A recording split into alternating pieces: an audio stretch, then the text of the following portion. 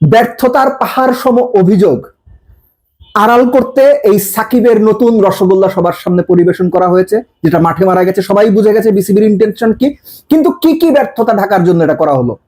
আপনাদের কি মনে হচ্ছে বিশ্বকাপ বাংলাদেশ খেলতে গেল না, সেটা নিয়ে যে আলোচনা সমালোচনা, সেটার জন্য? আমার কিন্তু সেটা মনে হয় না।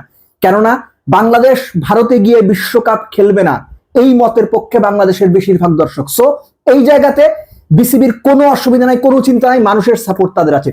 তাহলে এমন কি আছে যেটা ঢাকার জন্য সাকিব নামের রসগোল্লা নতুন করে সামনে আনতে হলো? আমি বলে দিচ্ছি, সেটা হচ্ছে ম্যাচ ফিক্সিং।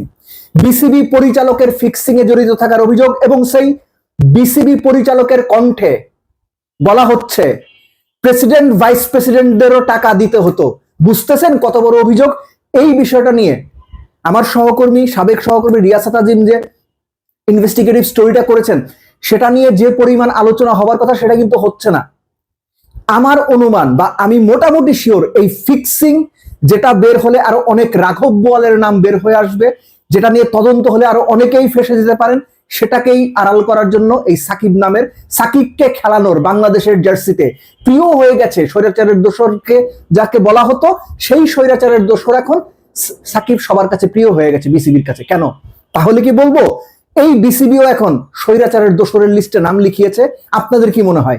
আমি জানি এইভাবে হয়তো বলাটা ঠিক না যে বিসিবি স্বৈরাচারের দোসরের লিস্টে নাম লিখিয়েছে, কিন্তু কিছুদিন আগেই যারা বলল যে সাকিবকে প্রকারান্তরে বলল সাকিবকে মাফ চাইতে হবে, নইলে সাকিবের খেলার কোনো সম্ভাবনা সহসাই তারা দেখছেন না, তারাই প্রেস কনফারেন্সে গিয়ে বলছেন সাকিবের ব্যাপারে আলোচনা হয়েছে, হোম সব জায়গায় বিবেচনা করা হয়েছে। বাংলাদেশ সরকার, পিপলস রিপাবলিক অফ বাংলাদেশ, গণপ্রজাতন্ত্রী বাংলাদেশ সরকার, তারা কি গ্রিন সিগন্যাল দিয়েছে? তারা কি সাকিবকে আনতে চায়? তারা কি চায় সাকিব বাংলাদেশের জার্সিতে আবার খেলুক? জানেন আপনারা, যদি সেটা চেয়ে থাকে একরকম, যদি না চেয়ে থাকে বিসিবি আকবর এটা কেন বললো?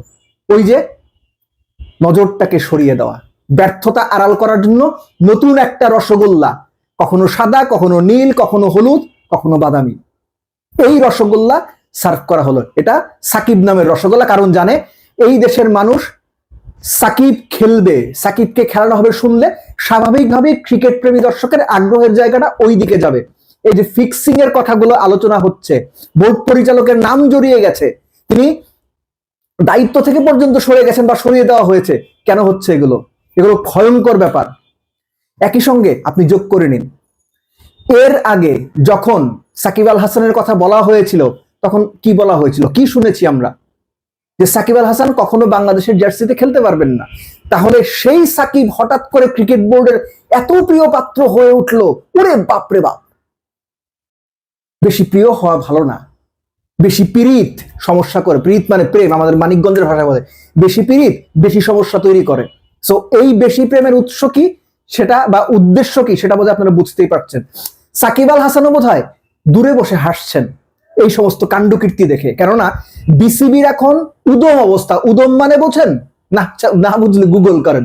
বিসিবির এখন উদম অবস্থা, সেই উদম অবস্থা থেকে বাঁচার জন্য তারা কি হাতে ধরবে, কোন খড়কুটো ধরবে, কারণ তারা তো ভেসে যাচ্ছে, বুঝতে পারতেছে না। সবশেষ ইশতিয়াক সাদেকের পদত্যাগ। যারা ঢাকার ক্লাব ক্রিকেট সম্পর্কে খবর রাখেন তারা ইশতিয়াক সাদেক সম্পর্কে জানেন, অনেকগুলো ক্লাব তারা চালান এবং সাফল্যের সঙ্গে চালান, এবং সেই ইশতিয়াক সাদেক ক্রিকেট বোর্ড থেকে পদত্যাগ করেছে, শোনা যাচ্ছে আর অনেকেই পদত্যাগ করবেন।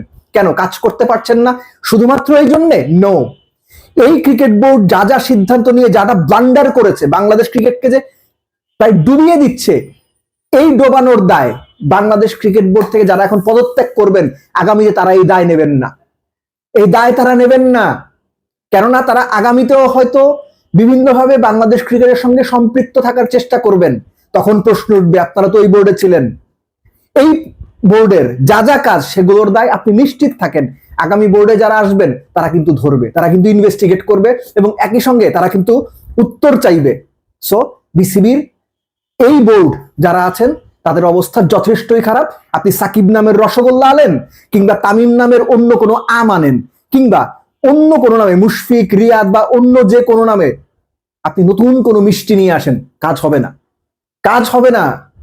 আপনাদের পাহাড় সমান ব্যর্থতার নিচেই আপনারা চাপা পড়বেন।